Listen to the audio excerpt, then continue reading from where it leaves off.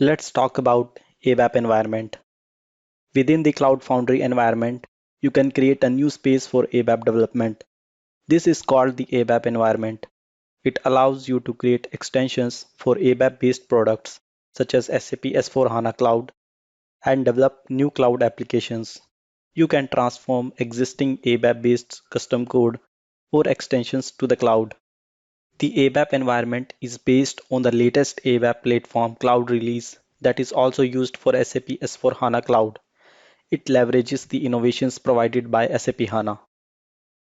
The software stack contains standard technology components that are familiar from standalone application server ABAP.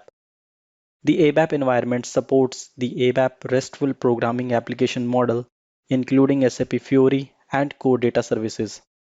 The ABAP RESTful application programming model offers developers an efficient way to build enterprise-ready SAP HANA optimized OData-based Fiori UI services and web APIs in the cloud as well as on-premise. When we do the hands-on on Cloud Foundry environment, then we will see how to install our ABAP on cloud system inside ABAP environment.